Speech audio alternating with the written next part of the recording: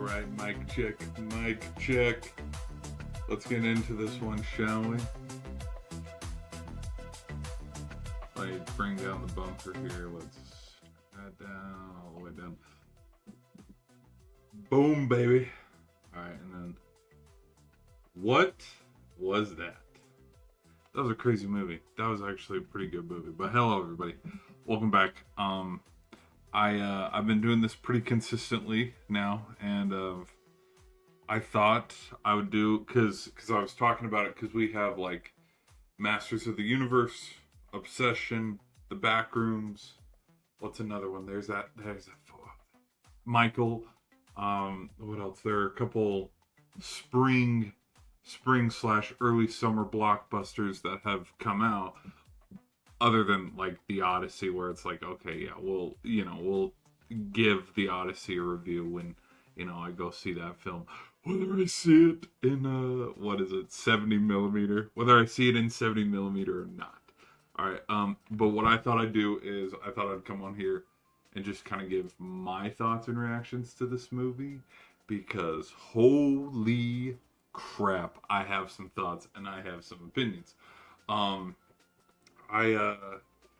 Here's the other thing too, is like I've seen how a couple, which it sounds stupid when I say this, but like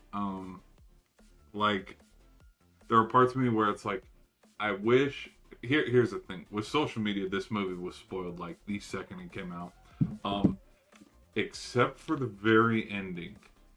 I did not expect that. Like there were a couple things, like for example, the boys' night scene was spoiled. What else was spoiled? What else was spoiled? Oh, what ended up happening to Sarah was spoiled. What happened to Ian? Dude, I watched the Honest trailer when it got spoiled, but then forgot. Oh yeah, that is what happened. Like, but this movie's been out for well over a month and a half. I think it's been out for 2 months. There are some theaters where it's still having a successful theater run because of how successful of a movie that it was. But I just wanted to give kind of my thoughts and opinions to the movie and go over it. Be sure to let me know your thoughts in the comments. If you guys are enjoying the stream, be sure to hit that like and subscribe button to help the channel. But let's get into it.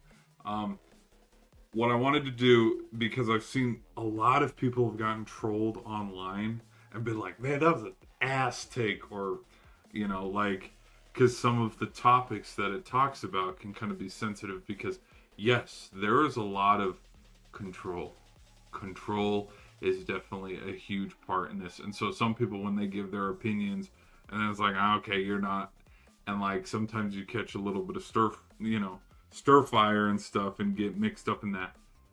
I want to get myself mixed up in that too, because there are a few thoughts and impressions that I had on this movie, but like I want to just kind of like dive into it and just go off the rip. So I have about a couple slides here to kind of remember, hey, talk about that when that happens, because there are so many points in the movie where like, this is kind of where I wish I didn't see what was going online before I saw this. Like, there's parts of me which I probably wouldn't have even looked at this movie. I would have been like, ugh, it's a horror movie. Okay, yeah, the main chick, she's kind of pretty, but no, it's a horror movie. I'm going to stay far, far away. But with how, like, so many things, like, for example, one of the big things coming into this film that I already knew from the jump is we know Bear's the villain. We know Bear is, he's a shady character, and we know that he's the bad guy. But there were multiple parts in this film where it's like, kind of wish I didn't know that coming in, because there are parts throughout the film where like you kind of go, okay, not a little bit of redemption here, but like there was moments within the film where I was like, but then there were other moments when, because one thing that I'll say, and you don't notice, here's the big thing too, spoiler, because I'm going to be hopping back and forth from a whole bunch of points. Why would his best friend who, by the way, now again, I don't know if the whole rumor of Nikki and Ian sleeping with each other and having like swings on and off, I don't know if that was real or if that was just something Sarah said to further the plot of like jealousy or whatever. Why would you like if your best friend is obsessed with this girl and you're sleeping with her and banging her but don't want to commit to a relationship and you know how much he likes her, why would you not tell him that? Why would you keep that shit secret? Now, that's not for me to pose. Oh, Bear is a victim. No, Bear is not a victim in this movie at all. Like Nikki is, and the main like scene that tells it, which I couldn't find an image, but it's the scene when uh he's waking up after he was texting Sarah, and then Nikki's like, you know, get me please, you know, she's asleep, get me now, you know, and then it's like, what's so bad with with hanging around me and stuff, and it's like, damn, because there were a couple other things like the phone call was pretty, like there were, if you did not know, because I was noticing this too while watching the film, if you did not know that Bear was the villain in the film, there were one moment, then two moments, then three moments. There were moments throughout the film that were sprinkled in where it's like, okay, he's the bad guy. Okay, he is the bad guy because he's showing. And one of them, the big one too, on the phone call, which I think I have a somewhere around. No, not right here. No, not right here. Somewhere around this scene, which that too. But so we'll get into it. We'll go through some of like the big plot points and stuff. Play the video. I can't. I wish I could. Is that the new Masters of the Universe movie? One of them. It's a different one. It's the one where oh, what's her name? The chick in He-Man. It's where she's obsessed with Adam, and they don't actually go back to Eternia. This is when they're stuck before they go to Eternia. No, I'm teasing. But yeah, hopefully one day I can do a review for He-Man, because I definitely want to give a review for He-Man. All right, I would play the video, but like my my my trailer reaction. I was doing some trailer reactions the other day, for two movies, and both of them got claimed. And it's like, oh my gosh, I'm not even gonna look at the movies then if they're not gonna count. So, anyways.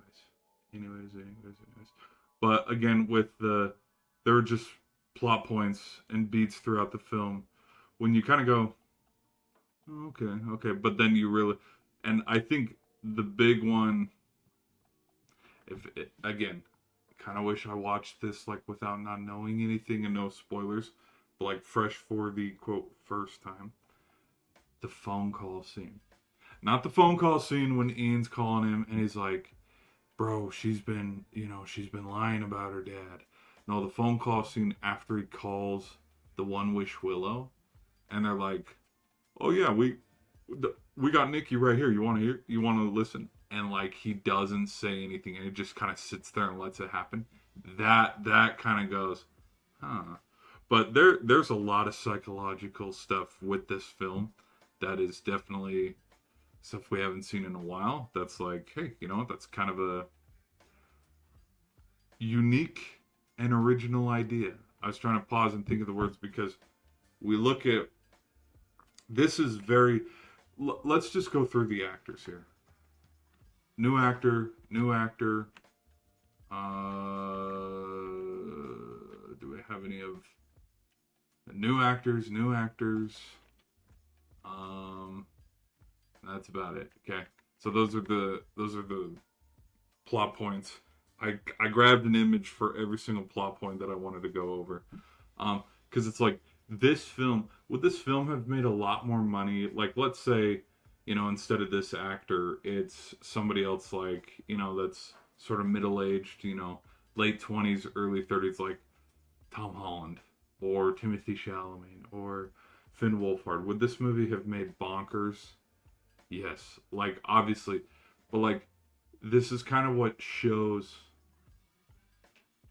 where the potential, and same with the Backrooms, because the only actor I knew from the Backrooms was Clark, because he was, in Doctor Strange, and he was in 12 Years a Slave. And so, like, you know, no name face actors like putting themselves in these roles to get bigger roles. Like, I actually think it's very, like, it's kind of unique. But this kind of shows to me when you look at the budget, and like I'm going over like original concept, original idea, and like original tropes. This There's parts of me where it's like not necessarily the story itself, but like the hey, we can make a movie that doesn't need to cost 200, 300 million dollars. Hey, we can make a movie that has somewhat an original idea without needing it to be a sequel, a prequel, a midquel, a reboot, or a remake of any kind. Like, we can make our own, you know, um, and or and this is a hot take. I think Michael Jackson was a very good film. Biopics are going to get really old really fast here if we are not careful, because we just had, like, I want to say since like 2018, like, we've had Bohemian Rhapsody, which was really good. We just had Michael Jackson, which was really good. Now that's a huge jump because there's a couple in the middle. I mean, for example, King Richard with Will Smith, like, that won an Oscar. That's kind of a biopic because it's about the Williams sisters and tennis and their dad and his point of view. Sort of like, I think it's a loose adaptation. I'm trying to think of what else.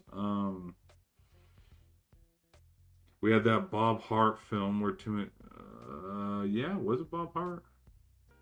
Bob Dylan, my bad, Bob Dylan. And then we had the Bruce Springsteen with Carmy, which is like, he doesn't even look like the boss at all, but sure, whatever. Anything for a biopic. It's like, because where I'm talking about sequels, midquels, prequels, and like reboots and remakes and live actions are like an annoying, like, hey, this is, you go look at all the movies that came out this year. How many are original ideas? Project Hail Mary, Obsession, The Backrooms. And I can't, because, like, for example, Michael, it's original, but it's also a biopic. Because, like, Minions, that's like what, the third Minions movie. We got what was that? Supergirl. Supergirl's not original at all. Superman didn't come out this summer. What else came out this past summer? He-Man's a remake. Doomsday is just going to be another sequel. So I only brought up like the biopics are going to get old here eventually, because we've seen, like, I think I Am Rocky is going to be good, but like, I think it's going to turn into something where it's like, do we really need a movie? For example, one of the movies that's coming out this year, Hershey's. Do we really need a movie to tell about like how Hershey's candy became so? Because like, only time will tell. 10 years from now, they're going to make movies about Mr. Beast, or I Show Speed, or PewDiePie, or like the first wave of YouTubers like Dude Perfect or something. And it's like, no, we don't really. Yeah, sure. I mean, because that's how like creatively bankrupt. But anyways, back to this. This is Bear. This is Nikki. Here's something, and here's my hot take for the whole film.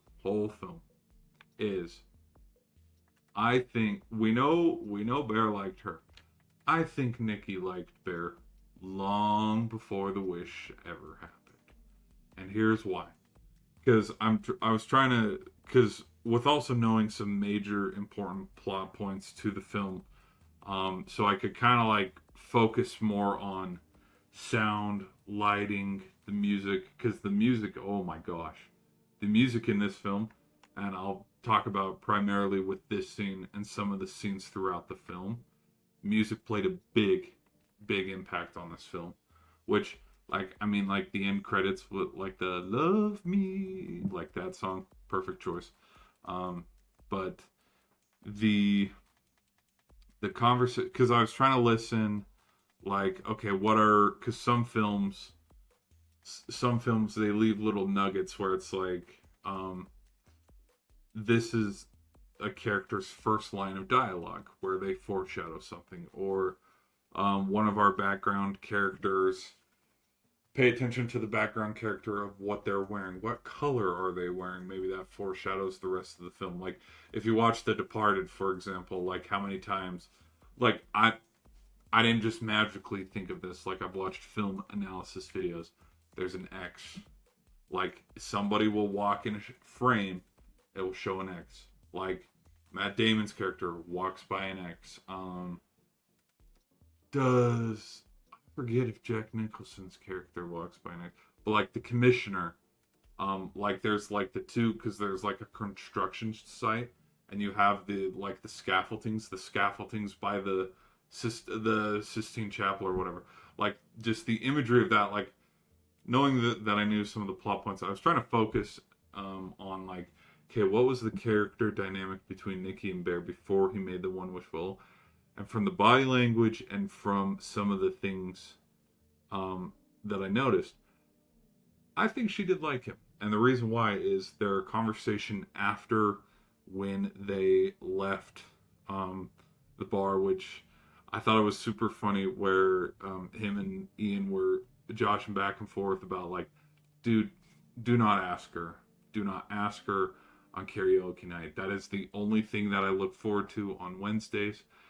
It's the only thing good in my life. Don't ruin this. And like when they're lipping back and forth, and he's like, "Don't you fucking do it, dude." That's very real. Like that is very real dynamic in friendship groups and shit, and joking around like that. But like how he is looking. Here's one thing where I'll go like, okay, good jackwagon is.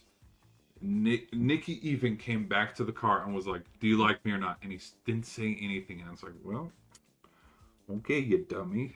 Okay." So there's that one plot point. But the amount. Oh, hello. When they were talking about their coworkers and how she's like, you know, the way I feel, sometimes when I'm around you and stuff. I was like, okay, there is a connection there. There's already a genuine connection there, without him needing to do the wish well or whatever. Now, again, that's not what the story is about. That's not any of the plot. I think another thing throughout the story that it shows is greed. Of like, well, you like the girl. You kind of don't know if she likes you back. You could always ask. You could always go and see. But it's like, no, you want to be selfish. You want to take the shortcut route. And you go through this dark black magic of, I also have heard the theory about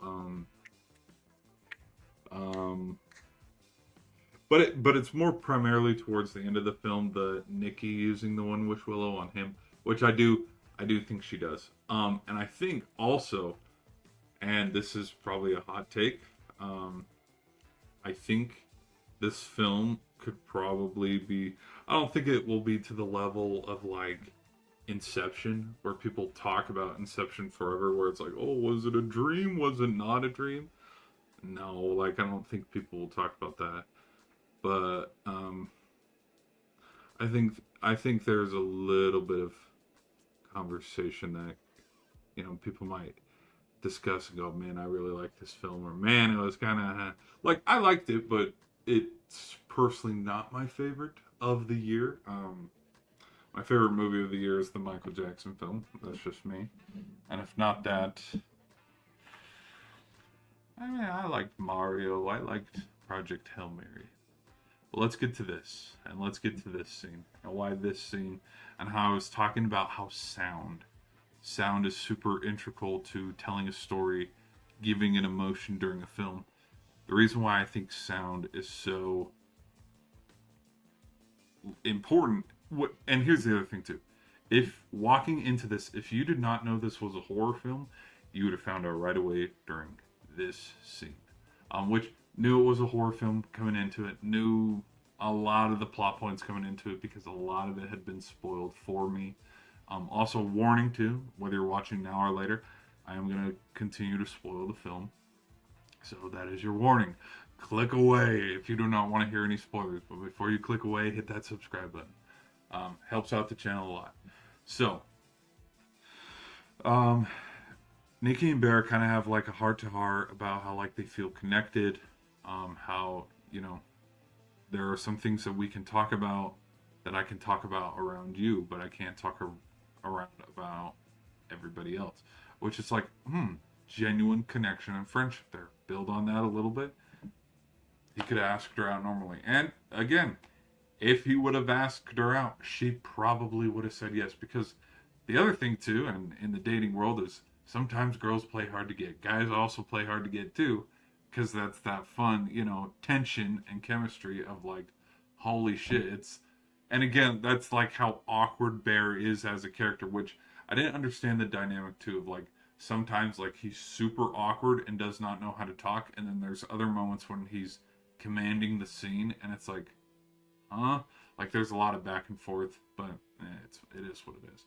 So, um, he had multiple chances to ask her out, did not. Again, she asked him, "Do you like me?" And he pissed down his leg and didn't say anything. And it's like, oh, okay, all right, big hoss. So then he grabs the one wish willow.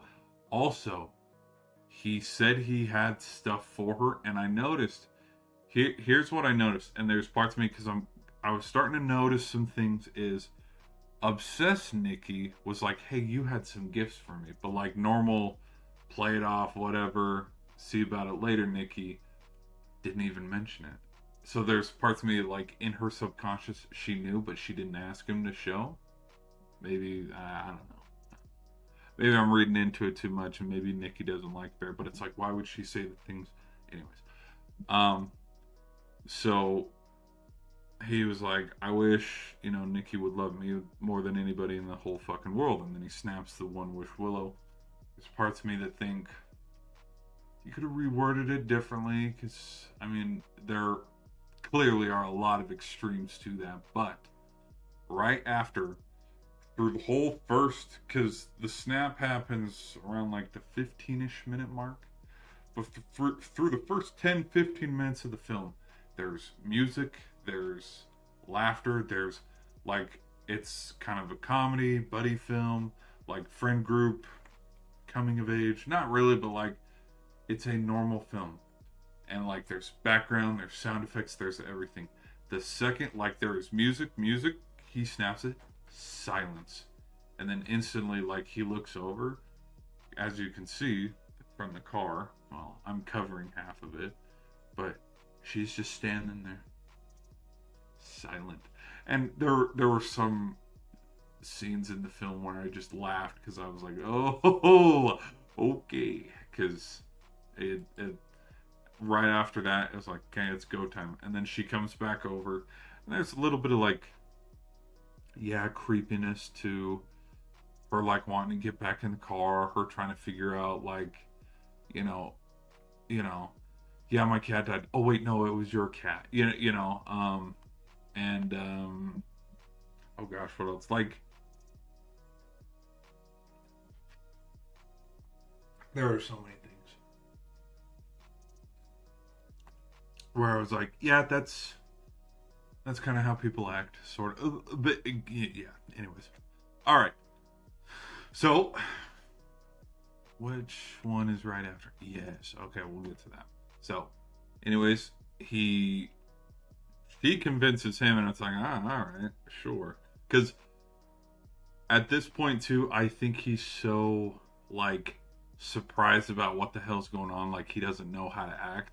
But I think once he figures out what's actually going on and he knows in control, that's when it's like, okay, you're kind of an ass. But, because at this point, I don't think he actually really knows what's going on. Because at this point, too, he doesn't think the wish is real. He doesn't. He thinks it's, whatever. Which, I do think the wish willow, yeah, it's real. Yeah. Because, like, he pulls up is it, no, yes, no, So people are, like, split, and they were talking about, like, placebo effect. No, yeah. Anyways, so there's this scene, he doesn't take advantage, he doesn't sleep with her, and, like, she, like, totally freaks out, and he's like, whoa, what the hell? And then this scene. Okay. There were a few moments that could have been like spooky and jump scary. If you want, it jump scary is not even a word. This scene, this scene was freaky as hell. The other scene where like she's watching him sleep is kind of spooky too, but it wasn't like jump scare. Which there's also a jump scare sex scene, which didn't think that would ever happen in a film, but that is no. She screamed something right here. I can't remember what she screams, but it's one of those when you're watching a film, the film gets really quiet. It's it's whatever. There's little talking, their dialogue very quiet, and then like super loud. She's screaming. She jumps off the bed or whatever, and then like she's floating around and like she's like grabbing a vase and like blah, blah, blah, blah, blah. Oh, don't worry, baby, and all that. And he's like, what the hell is going on? Which again, if you read the red flags, should have broken up with her right there and been like, oh hell no, woman, get out of my house. All right, I like this poster. This poster was kind of cool, so I threw it in there. All right, moving on. Yes. Okay, let's go from right here. Okay. Here is what I kind of, because obviously it built through the story, but one thing that I kind of didn't, and it kind of shows the selfishness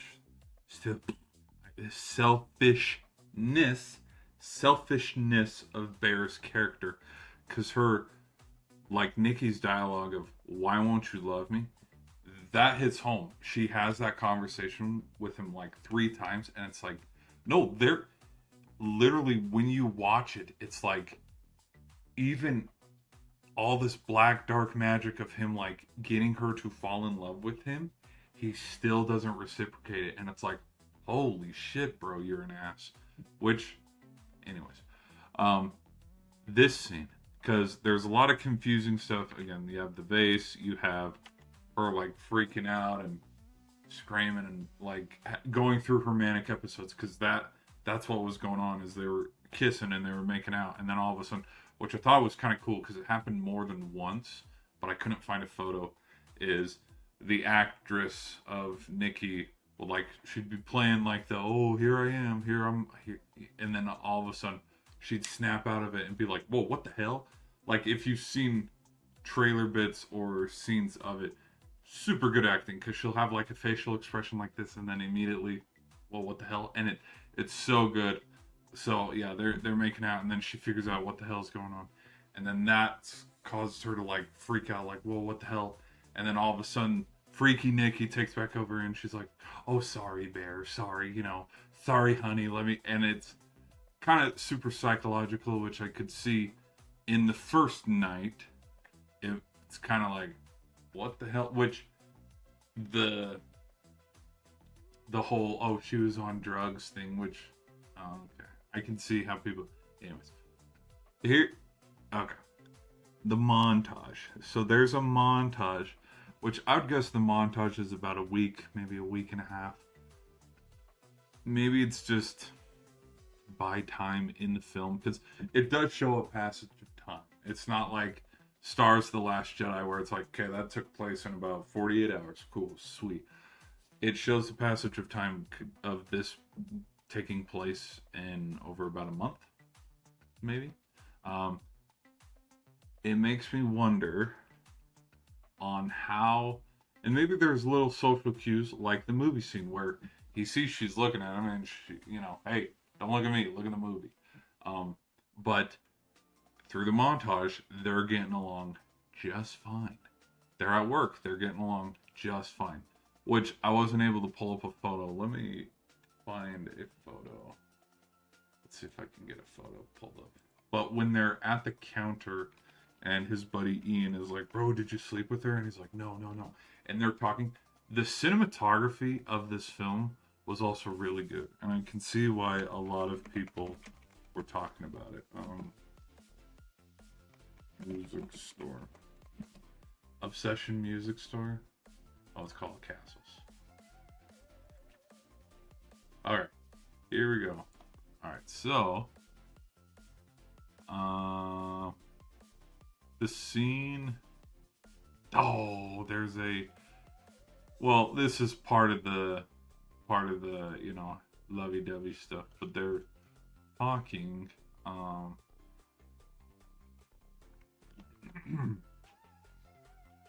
Maybe it shows it.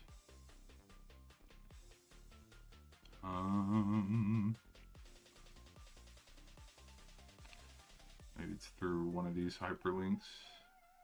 No, but we got this, which we'll get to this scene. Again, camera was right here, and then we whoop. So cool. Just little film techniques like that. There's this. I can't find. Maybe it's. Hold on. Let me go to IMDb. Maybe I can find it through IMDb. I'm the best. That's what IMDb stands for. I'm the best. All right. It should be down here somewhere. Like, hey, parts of me wants to watch this and just see how much of a tongue-in-cheek. There it is. All right. 7.9. Damn, it has over 200,000, almost 300,000 reviews. Where is Pretty Hold Me? I'm trying to find the scene. I don't. Here it is. I don't want to, Well, okay, we'll just go with this. Because she's hiding. She's in the frame right now. She's behind him because she's going to be behind him. And then she's going to walk over here and then just stares at him. Stares through the back of his head. And she just sits there. And the I don't think it was a one track. I think it took multiple takes of like camera A, camera B, camera A, camera B, camera A throughout their conversation. But like the fact that like Nikki's character's just sitting there staring the whole time. The attention to details, like it's pretty cool. This scene, which we'll get to it. Here's my hot take. This is when I think he was the most in love with her. Hot take. I'll explain it when we get to the end. Yeah, she gets back in his car and she's like, all right, let's talk. This scene I thought was weird as hell. Like how she started reading about like Hansel and Gretel and like, put it in me. It's like, okay, whatever. Funny but weird. What else?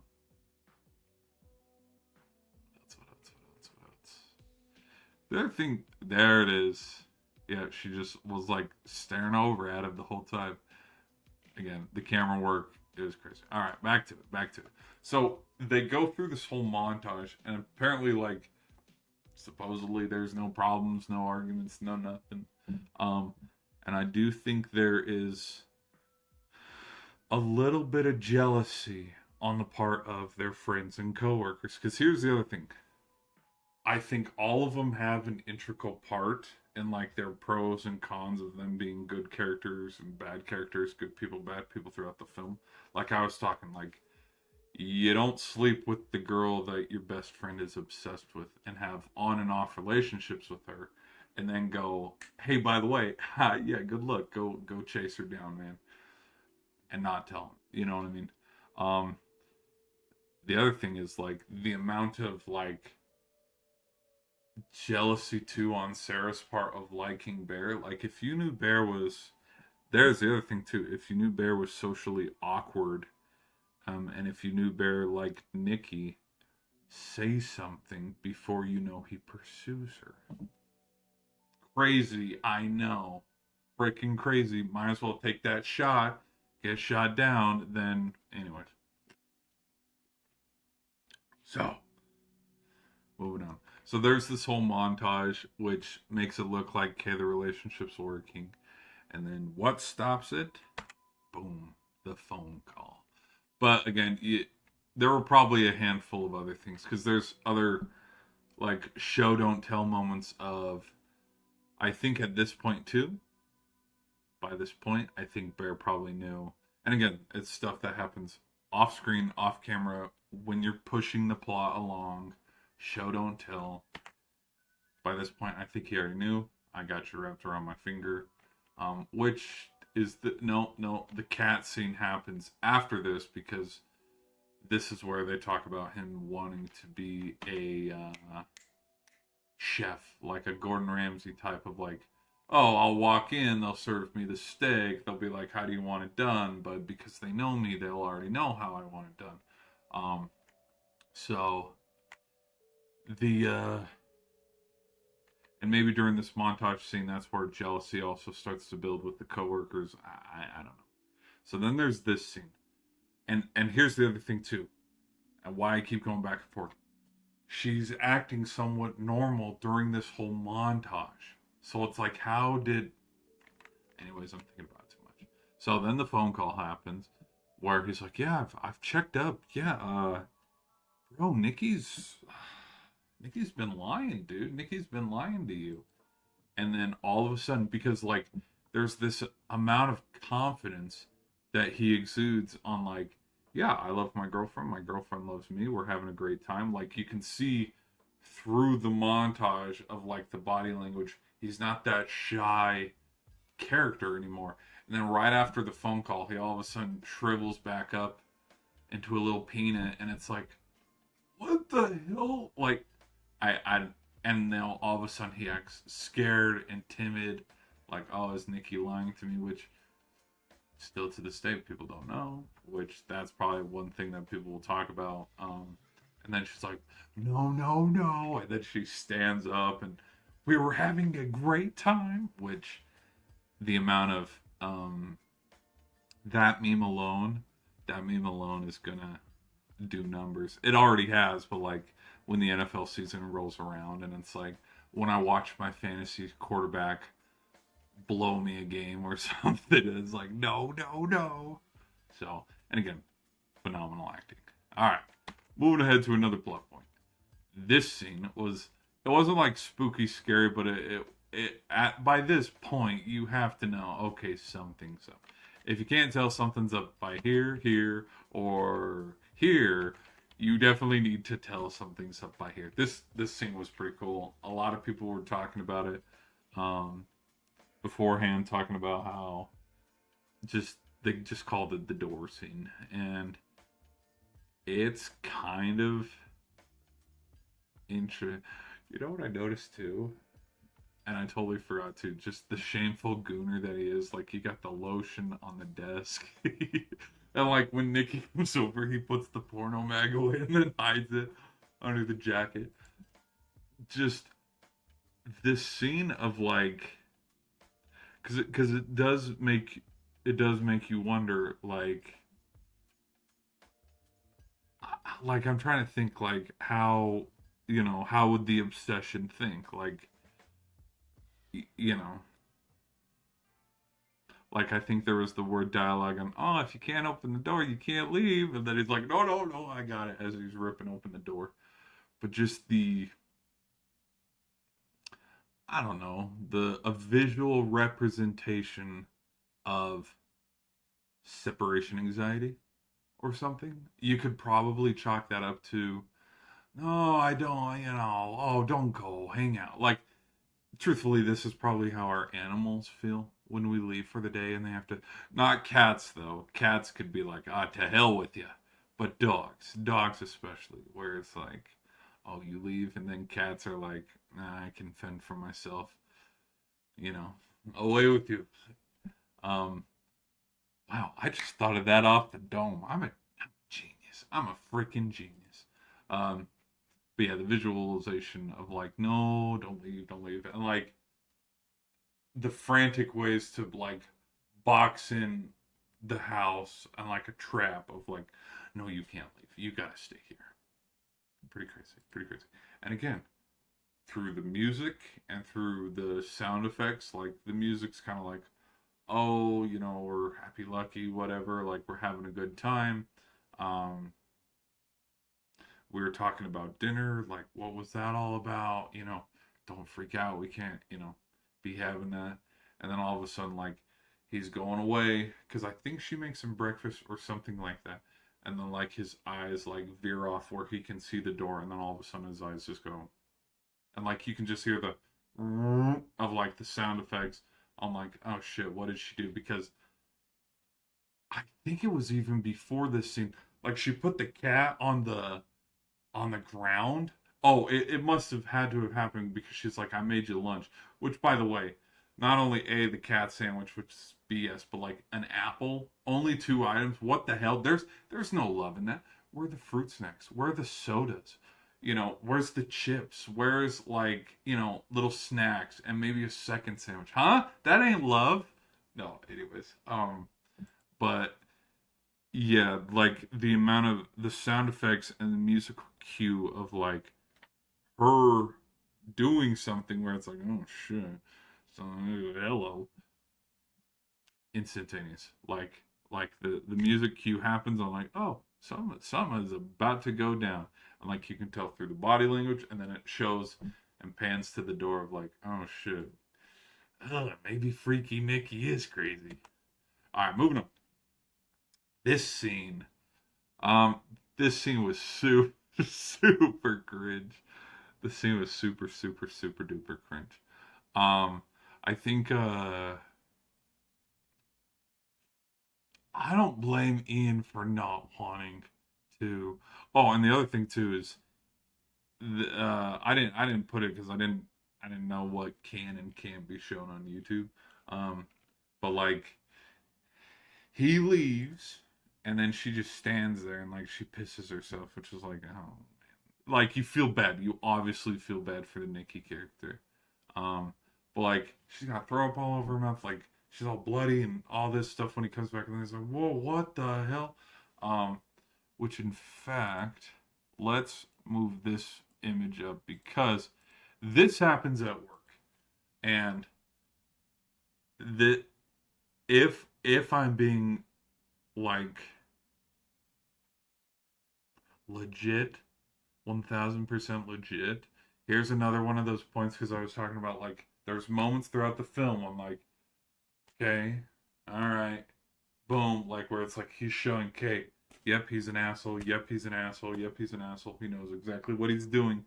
This was one of the plot points of like, why the hell are you flirting with Sarah? Now I get like, okay, it's a friendly gesture, they're friends, but it's like the right after he snaps the one wish Willow, um, and after the dinner scene, because we go through the montage, like you can tell that there's genuine like connection, like chemistry, and then this scene happens, and it's like with Nikki, there is none of this kind of chemistry after the dinner scene throughout the rest of the final product of the film. And then all of a sudden they're like, which she's flirting with him too, which, you know, and it's like, again, should have told Bear your feelings. If you knew, you know, you've known him for however long you've worked here, you know, he's a little socially awkward.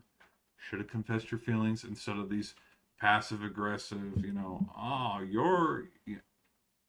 Anyways, anyways.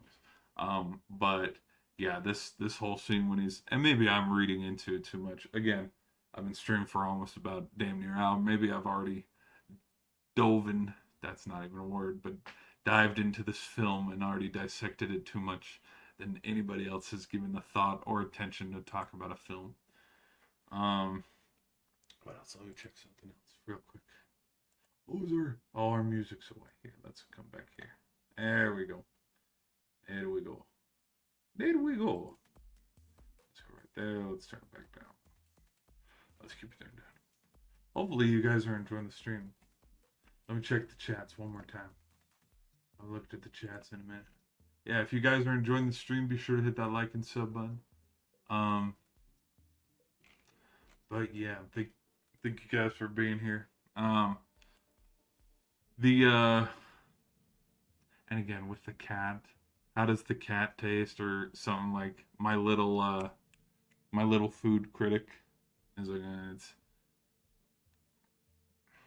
yeah like gross and from that point too, red flag, bro, red freaking because that's the other thing where it's like everybody, yes, everybody has their goods and bads, but it's like it's also Bear's fault too, because it's like he stayed in that. Like, could have just broken up, but it's like, no, no, no, no. I'll continue to cycle through. Like, I think there's a lot more than just having an obsessive partner and controlling a relationship. Like, there are lots of moments where like they put themselves back in the cycle and recycle of old bad habits, and oh, yeah, my husband beats the shit out of me. It's fine. He's a good person. And the cycle keeps going and keeps going. Oh, my wife's cheating on me. She wants to take custody of the kids. It's fine. I know she loves me. And the cycle continues. Like, I think there are so many angles to take away from this kind of film. Because that's the thing, it touches on a lot of plot points that I know a lot of people watching this film go, holy shit, that's me. Or, holy shit, I've been through that. Holy shit, that's me. See what I mean? Alright, anyways, moving on. So this scene was very kind of like, bro, whatever. Whatever. And where did the comfort come from? Again, this is just me. He couldn't confess his feelings to Nikki.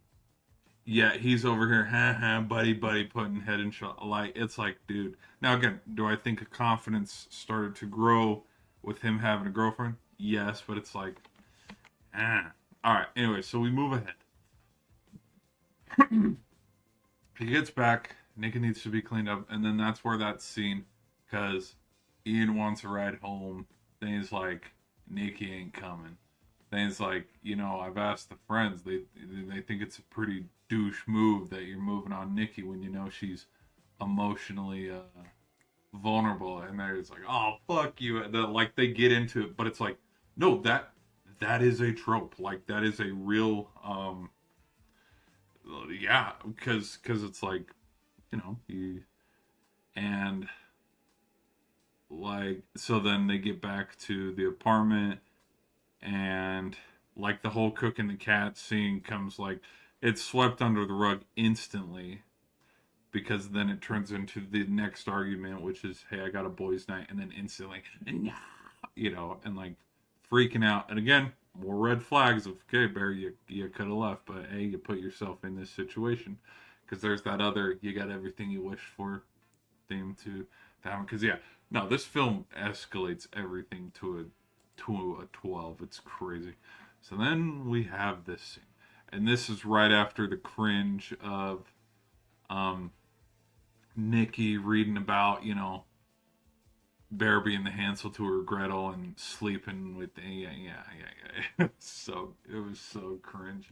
And then so he picks his, and again, there's music, there's light chatter, there's background noise of everybody talking, and then he picks his little block, and then he brings it over, and then like the music instantly, and he's like, kiss the person to your left, and then there's like a camera pan, and again with the sound effects and the music of everybody kind of like, oh shit, and like Nikki stands up. And well, first she's like, mew, which I thought was actually pretty funny. Which the amount of memes that I've seen with just this format alone is, there's so many.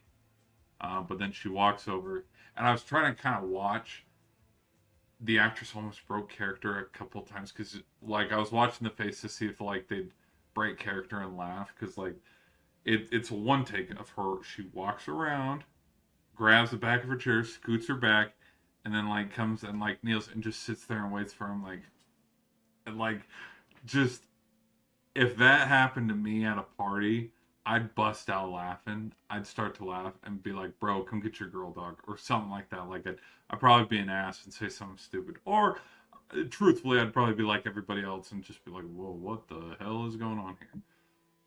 And it's cringe, but it's funny in the way of, like, I don't know, maybe some people have been to parties with obsessive girlfriends, controlling boyfriends, and all this, and they're like, oh yeah, we played spin the bottle jokingly, and then an argument happened. Oh yeah, we've been down that road. I also think the other thing of like hopelessness and desperation that continues, because this is end of the second act and then we start to go into the third act of the film. She's like, I was joking, guys, I promise. Or maybe I wasn't. And then like she's like super straight face, and it's like, no, like, no, she wasn't joking. But again, she's possessed with the obsession, and then like Nikki tries to grab back hold, and she's like, it's not me, which the amount of times like she falls in and out of the trance, super crazy. Um, I don't think, no, it's later that night. It's later that night when her and Bear have that conversation, in the bed. Um, but so she's like, it's not me, it's not me. She breaks the glass ball, starts to shank herself in the face. Crazy, absolutely crazy. Um, and where I think of like desperation, and I'm not blaming it on the friends either, because like I do think the friends tried to reach out as much as they could to Bear, but Bear was being a jackass and was like, no, no, no, no, no, we're fine. She loves me. She loves me. And then there's like little subtle, like moments of him finding out, like, oh, you don't love me. Like, is Nikki happy? Is Nikki happy? Does Nikki love me? Like, those little quiet moments after a huge explosion and, breakout of like huge proportions and stuff, like those little other, like when you listen to the dialogue in detail, it's like, oh, I can see why people like love this film, and there's like deeper levels to it, because like watching him slowly realize, oh, this is all fake, she doesn't actually love it, like that's a little sad, but it's like, well, dude, you're kind of like the dude on the phone said, she oh, what does the dude, he says, she loves you, this was your choice for her. That's the wordage, and it's like, no, because then he's like, do you want to talk to her? And then you hear her scream, like, then he doesn't say, like, he doesn't start screaming out for Nikki or anything, or like, I'll save you all, like, nope, he just lets it happen because he knows he's in control, which is kind of like, okay, you're kind of a jackwagon. Um, but then with the desperation and leading to the desperation, you know, all their friends are freaking out, like, Bear, do something, Bear. And he's just sitting there in shock as well. But then he goes to the hospital, and the hospital won't do anything. And she's over there dancing and whatever. And so, like, it's definitely interesting. And then we get to, we'll wrap it up. We're getting to the final scenes. Because I couldn't put any of the car scene with Sarah. Let me see if I can pull up a photo real quick, actually. I'm thinking about it.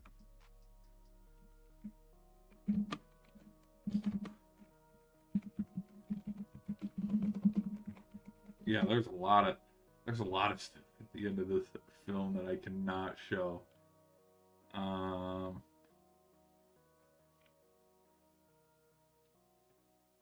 Let's pull up the. I'm the best. I'm the best.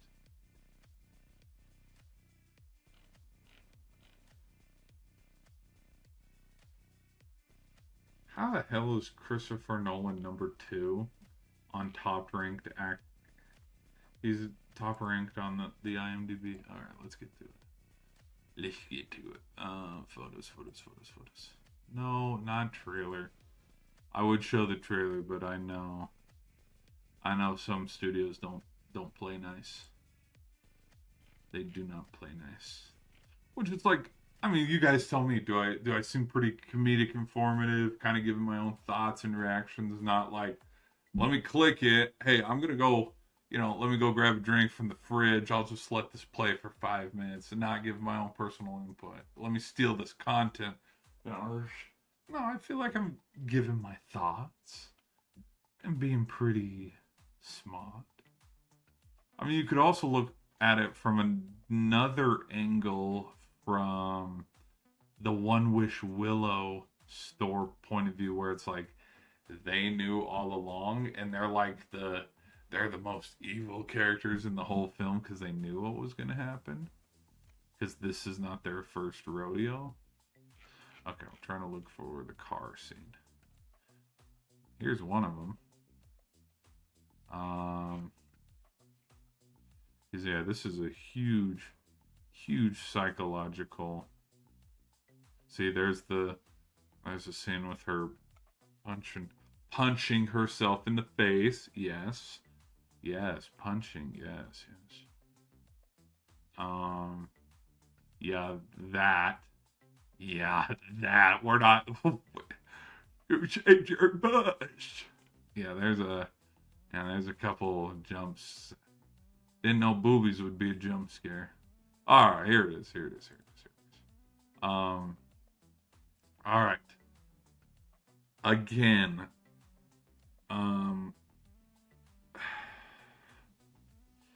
the amount of I don't know, like I know it's a stereotype and I know it's kind of a joke, but it's like the second you get in a relationship, everybody else isn't interested in you, and everybody's all of a sudden giving passive aggressive remarks on like, oh, you'd be so much better with me, or because it's like literally I've seen that in my own life personally on like I don't speak I don't speak for all women when I say this, but like the amount of times that I've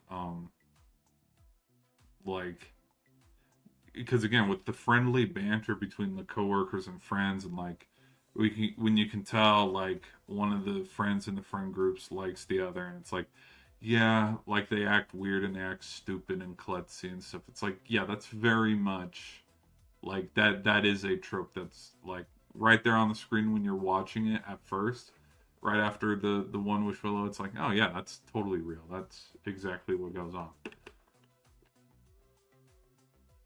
But like the amount of like one of my buddies that got married and stuff, like the amount of conversations that I've had with him and his wife and like how when they first started to date, the amount of girls that were also kind of like within the social group but not like direct friends would come at him with these passive aggressive remarks. I'm like, oh, you're dating her? And it's like, bitch, you never gave him a shot anyways. Like, but so again, I don't speak for all women, but like that's the kind of approach that I got through this scene of like I got this letter, which that was something that kind of showed the passage of time throughout the movie of like when the letters came, but then now all of a sudden now with 10 minutes left in the film, not before, not now after you've seen the amount of freakouts that Nikki has had, now you want to be like, I think you'd be better with someone like me.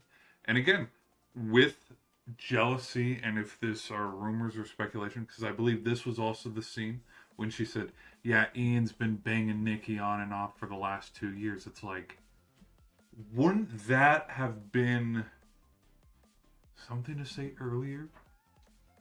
I don't know. Anyways, but then somebody, like a linebacker right over the middle, Clay Matthews style, just rams right into bam, bam, bam, bam. And then, we see what happens to her. And then there's this whole, like, which, again, there are some movies where I questioned, it's like, do we need nudity? Because, again, there's, you know, bare ass. Because he's not bare naked, but like again, sex jump scare horror scene where like they're doing one thing and then it just jumps straight to them going to town and stuff, and then it like it's all loud and it's like okay whatever. Anyways, but then there's like they're talking and again like the switch of like the obsession taking over and because Bear's obviously in shock and she's like oh baby it's okay we'll get we gotta get rid of her, and like the fact that Nikki doesn't, and like can't even call it Nick because there's Nikki and then there's the obsession, because there was a word for it that it did have a name, they give it a name, I can't remember, but like the fact that the obsession brought it back to his house and put it up on like an altar and shit. And like, yeah, she's sitting there all naked and stuff. And it's like, It's my stupid Bush joke. Anyway, but like then it leads to this bathroom scene, which, oh my gosh, I freaking skipped over. Well, it's because I couldn't find a photo. Hold on, let me find over before we get to the very end. Before we get to the very end and wrap up my whole thought analysis to the film, let's get to the final, one of the final. What's so bad about being with me?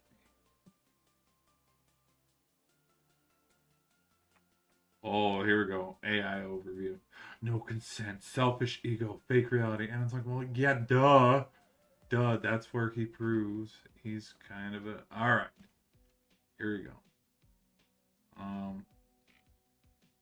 Because again, Nikki falls in and out of the trance.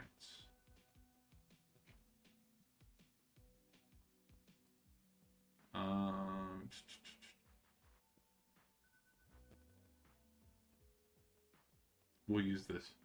We'll use this. We'll use this. I've never been with you, Bear. What would be so bad about being with me?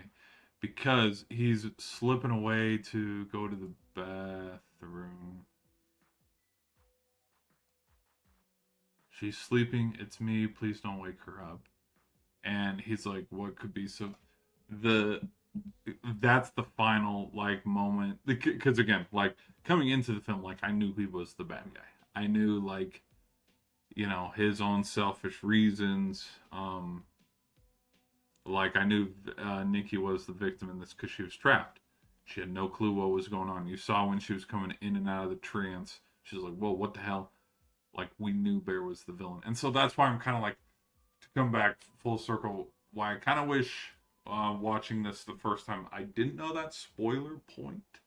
But yeah, like, when knowing that, it was easier to clock in all the moments throughout the film of them showing, like, here's a moment when he could have changed, and he didn't. Here's a moment when he could have changed and let her free, and he didn't.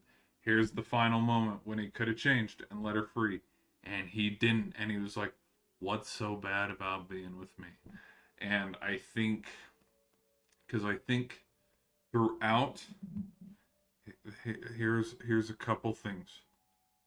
I think, because there's some, and here's where I kind of know I'm wrong, kind of in this like prediction and statement too. Here's where I know I'm wrong, because again, Nikki has no control because of the One Wish Willow. There's other parts of me that think like, you know, because like subconsciously, what's the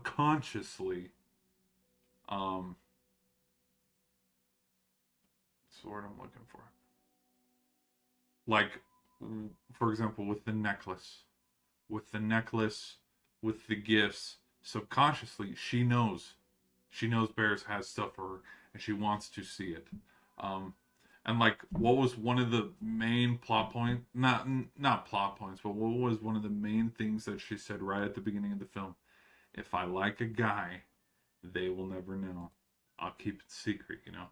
And so, to me, of all those, and like seeing the chemistry before he snapped the One Wish, that's my theory. I'm like, I think she liked him, but because he took that agency, that's where it's you know, that's where it's a bigger problem. And again, with the like with all the other little subtle stuff of like how the entity, because I think the entity is also a little bit of a reflection on Nikki's self-conscious, because it's like, how the hell did the entity, for example, like when they walk into the music store and like the entity, you know, the obsession doesn't know the boss. The obsession does not know the boss. But with how quickly Nikki goes in and out of like her trance and stuff with the obsession, it makes me go like, how is there this kind of like cold face, smart ass remarks that Nikki would have made to the boss? And so there's parts of me like the subconscious of like Nikki's relationship towards Bear. I think it's shown on an extreme, but like through, like, I think the love, the genuine love, probably could have been there. But like through the events that stack and stack and stack over time, that's where I think Nikki loses full control. And again, through the repetition, through the plot points of like, this is where Bear could have let her free. This is where Bear could have let her free. This is where Bear could have let her free. The plot points of being reminded, like, why don't you love me the way that I love you? That's what dug it deeper, dug it deeper, dug it deeper. Versus, here's my crazy thing. It's like, if he reciprocated and showed the same amount of love, which is boom, boom, boom at the very end of the film.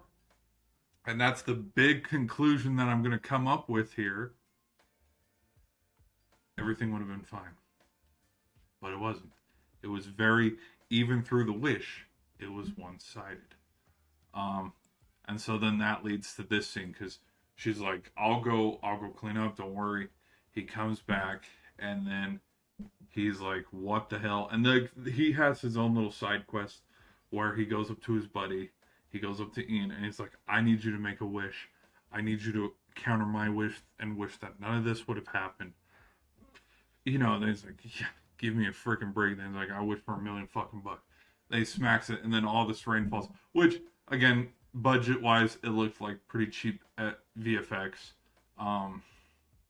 But it also kind of looked pretty cool, too. And, like, what would have been even funnier is if, in that point, because you could see in his eyes, if all of a sudden he just started beating the shit. That would have been funny. Not like funny haha, but like funny as in kind of like Sarah and Ian's, because I think all four of them were at fault, but who was the most at fault? Bear. At fault of, you know, your boy's acting weird. You know his girl is acting weird.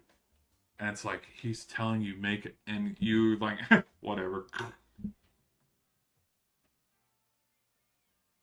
I don't know. Not saying he, got what he deserved in his comeuppance. Because then all of a sudden he comes over, bro, the $1 billion, man. The $1 billion, man. Come out here, it's real. And then like he opens the door and then Nikki, bam, one shot no scopes him. Which is a plot point that got spoiled for me, but I even forgot because I rewatched it and I was like, oh shit, yeah. Totally forgot. That had been spoiled, I think, through the CinemaSins and then the honest trailers, and it's like, yeah, that's good. Okay, but then back to my final point, sort of, with the final shot. Because again, by the end of the film, you're like, you forget he has a cat, because it's like that's one of the excuses that Nikki uses to go sleep with him is, yeah, my cat, I know your cat, And then we got the lies about her dad and stuff, which I think we will never know the answer until the director says something otherwise. But the amount of, and again, with subconscious, how I was talking about subconscious? I think subconsciously, either the obsession is over analyzing and realizing, like, through jealousy, oh, he loves Sarah, and so I want to look like Sarah. Like, there could be that. Or the obsession takes over Nikki's subconscious, and Nikki was always jealous of Sarah. Because remember how Nikki was talking about, well, she's kind of like a Stonewall when we talk.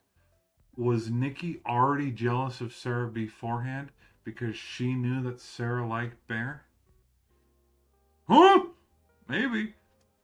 I'm probably thinking about it way too much. I'm already thinking about it. I hit the go live button about 10 minutes after I finished the film. I'm still processing the film as we speak. I liked it though. I liked it. But with this, so he's sitting there, he already, inhaled all of his catnip and stuff, and then he's about to throw it up because again, too much of a wuss, too freaking selfish, and he's about to gag himself and stuff and throw up the, oh shit, I shouldn't have done that. Now my gag reflex.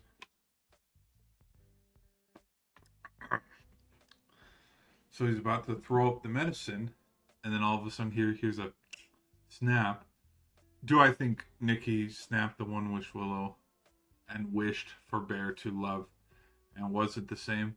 Yes, I do. Because the amount of, like, again, through song, sound effects, lighting, and visual representation, throughout the movie, he doesn't smile like this once after he does the wish willow. She smiles like, well, this is her natural smile, but she doesn't do this natural smile till the very end of the film. What else? Because again, this is his face for the holy shit, my girl's crazy. Like, that's his face through the whole film. Confusion. Like, she's kind of happy, but she's also possessed. You know, there's a little half cheek baked smile. But not until, yeah, that's his face for the whole movie. But then at the very, very, yeah, more frown, more frown. But then at the very end, they both like look at each other, and there's just that moment where they're smiling. Now, it's pretty gruesome because they're both, anyways. But like you can see it through the facial expressions, genuine smiles, genuine eye contact. Where that would be my assumption of, yeah, Nikki wished for the exact same thing. Because, it is what it is. But then, he ends up having too much catnip and he gets super sick and his belly hurts. And then we have the very, very end where they're sitting on the couch and then the camera pans like backwards like this. And then it shows the TV upside down, and then it like plays the song like the "Hold Me, Kiss Me." Let's see if I can actually pull it up on the interweb.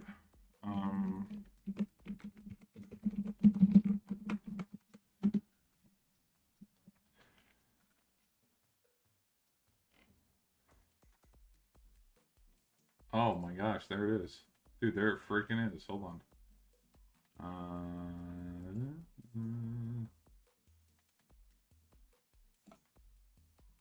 No, we'll play that in 2 seconds. We'll play that in 2 seconds. Let's play the other one. Let's play the other scene. Yeah, like look at this. Freaking look at this. Hold on. I'll play. I gotta play this in lyrics.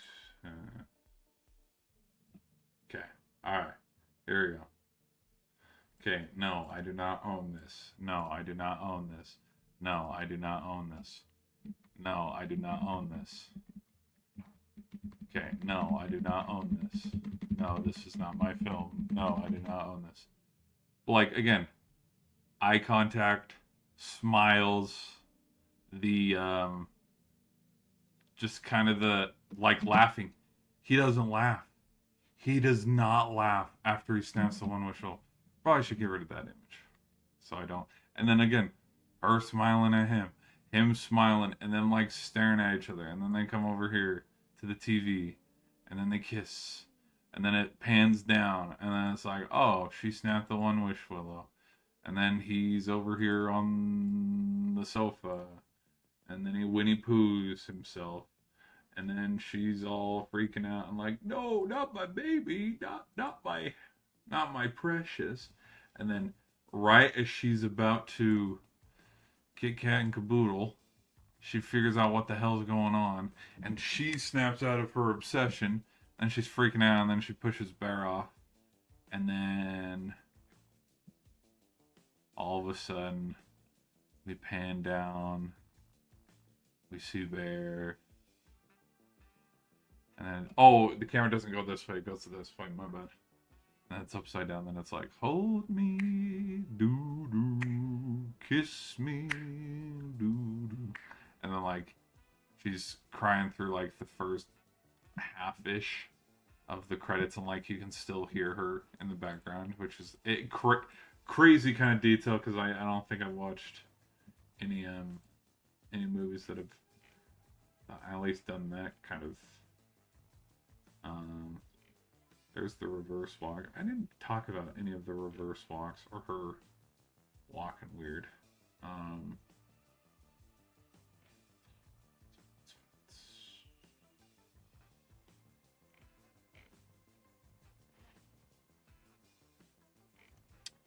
The best part of the ending wasn't even in the script. For real? That seems like clickbait. You know, the other thing too, I haven't even looked at, because now I see, like, look at this. Obsession casts goes over blah blah blah. I should probably look at that later.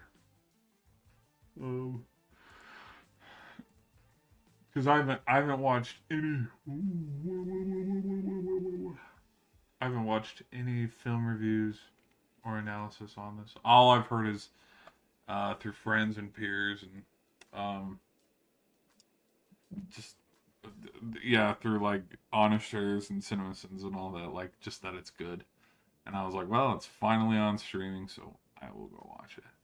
And so my final thought point and synopsis on this film is it is definitely it is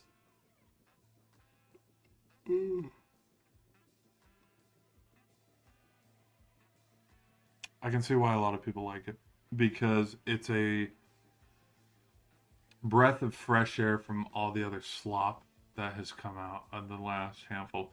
Because if I'm going to be, honest here, if this film, take this film and drop it in 2013, drop it in 2015, drop it during like 2019. For example, some of the top horror movies that came out in like 2019 and 2020, like Us, for example. Nobody talks about Us anymore.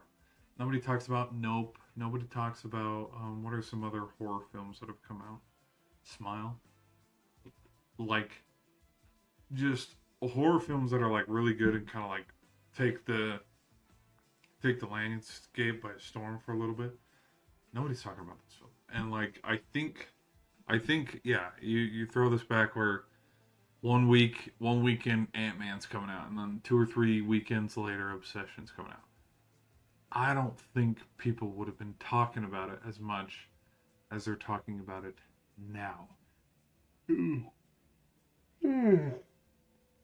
Sorry, now I'm tired all of a sudden.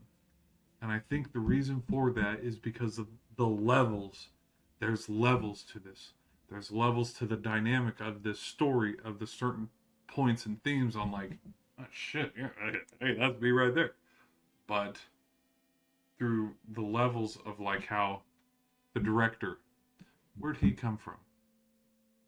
What do people label him as? A YouTuber. What else?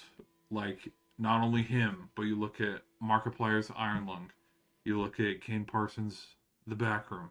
It's like these guys did not, you know. I made a, I because I know a guy and I'm a friend of a friend, or I got on my knees for somebody. Look at me, I get to go do a Star Wars film. Look at me, I get to go be the director of a Fast and Furious film. Look at me, I get to go do a DC film that nobody's going to talk about or give a shit about in 2 or 3 weeks. It's like, it's proving, and that's my thought synopsis on Hollywood as a whole right now. Not even just Hollywood, but just movie making and just creative expression is that the landscape has switched. And like where this already blew the Blair Witch Project out of the water on considered money that came back, it just how many I mean I have a strong firm feeling that for the next handful of years, and I might sound damn crazy when I say decades, I think it's going to be owned by smaller creators. Yeah, we're going to have our Spider-Man Brand New Day. We're going to have our Project Hail Marys. Ryan Reynolds, the new Ghost Rider. We'll have our Ghost Rider. We'll have our Doomsday movies. Nolan will come out every 3 or 4 years, be like, hey, you got to see this on IMAX, baby, as I make the Odyssey, okay? Those films are going to come out. But you know what else is going to come out? These kind of films where it's like, oh, what was the budget? Oh, the budget was under $1 million, and the return on investment was $400,000, $500,000. Only time will tell. There will be a movie, and people will not shut up about that movie because it will be one of the best films, and people will look at it like The Godfather, Rocky, the first Avengers, Infinity War. They will look at it, Jurassic Park, they'll look at it like a moment in time, or Back to the Future, whichever one. They'll look at it like a moment in time because it's going to be a film that will be the budget They'll look at the budget with actors, actresses, behind the scenes, camera, editing, everything. It'll be an independent film. It'll be under $1 million, or at least ballpark under about five. Okay, 5 million. Okay, like let's say they get a somewhat kind of little well-known actor, but not to the level of like Finn Wolfhard known, or like RDJ, where it's like, dude, we gotta bring a truckload of money just to get you in here. But like, it's so indie, but it has such a good, word of mouth and just weekend carrying over to carry over. It's gonna make $1 billion. We will have a $1 billion film one of these years. And I would predict it by the end of the decade. By the end of the 2030s. Not like, well,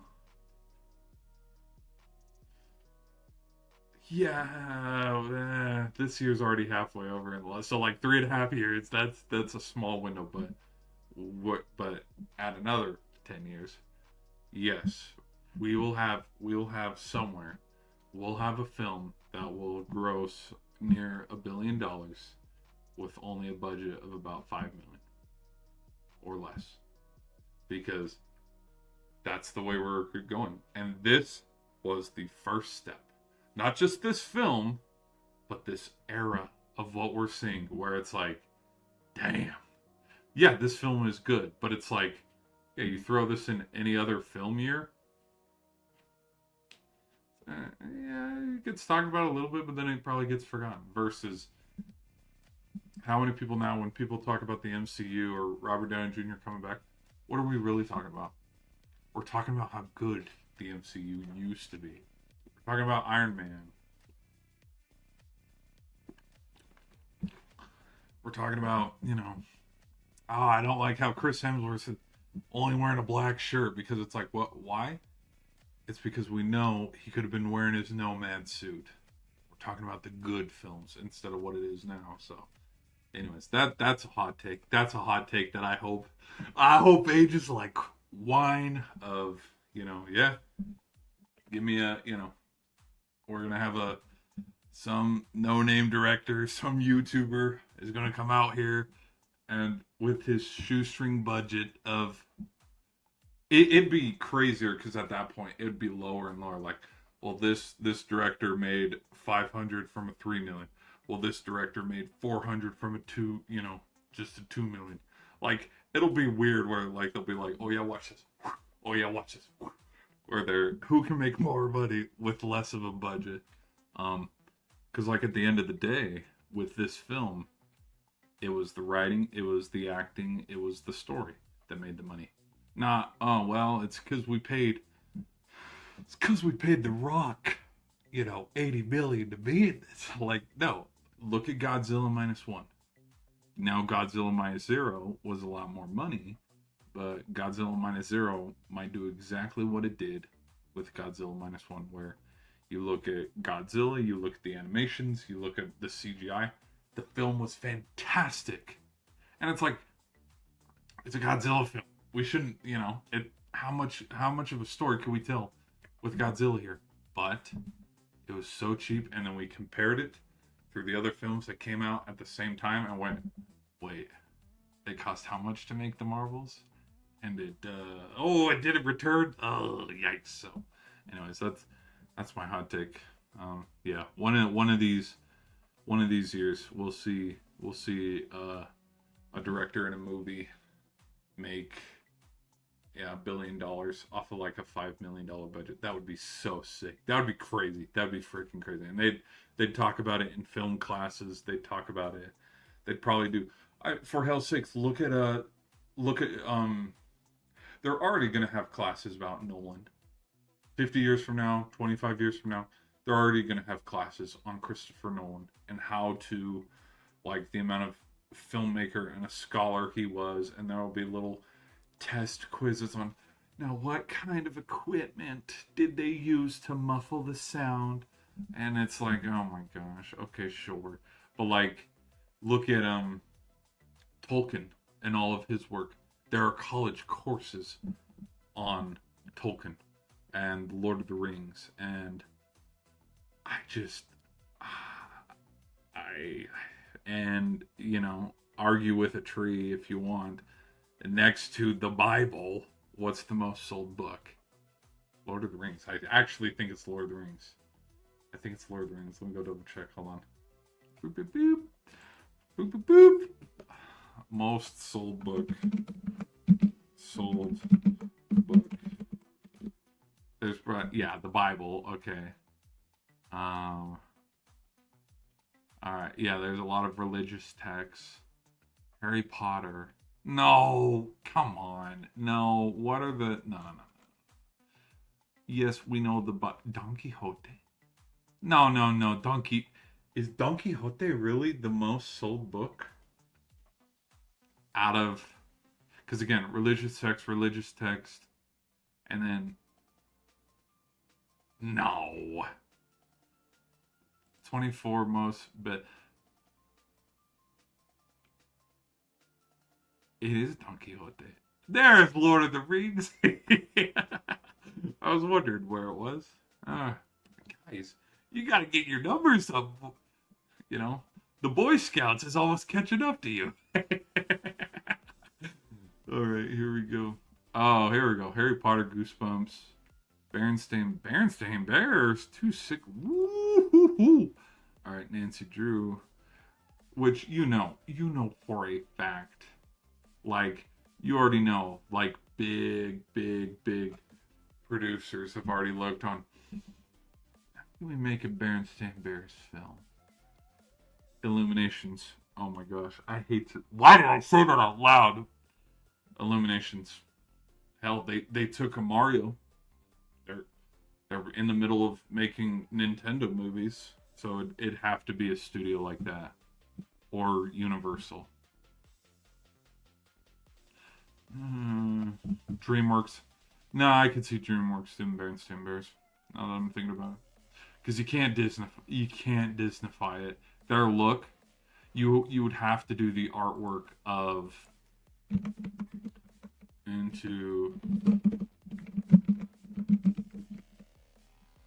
you would have to do something around this.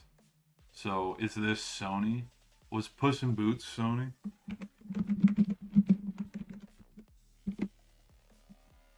Was this Sony? Yeah, this animation. Oh, it was DreamWorks. Yeah, it'd have to be DreamWorks.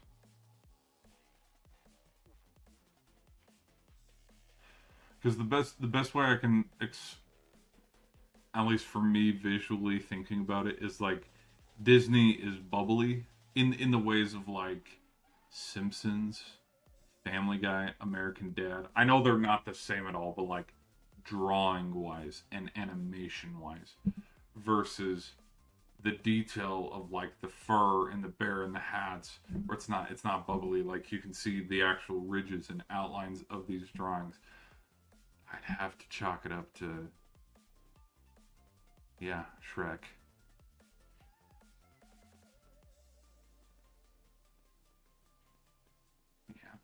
They've already made a handful of Diary of a Wimpy Kid movies, and they'll probably make a see all books.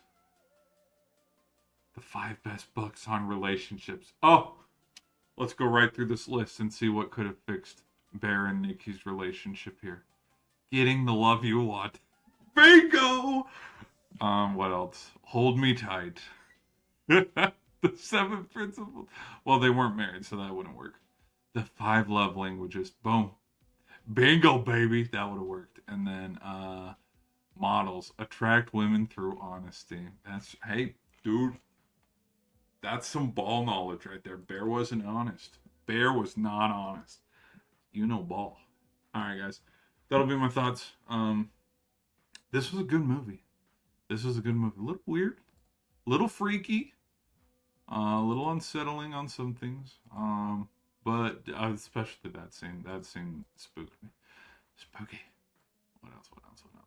So, but it was good. I would recommend it. I'd recommend it. I'd recommend it. Because it would kind of makes you think. It's a thinker. Kind of makes you think and go, oh yeah. All right, people on the shorts end. We'll We're gonna do a hard out. Thank you all for hanging out, though. Thanks for all the likes. The stream got a lot of likes, but we've been streaming for almost 2 hours, so we'll have to wrap this up. And that.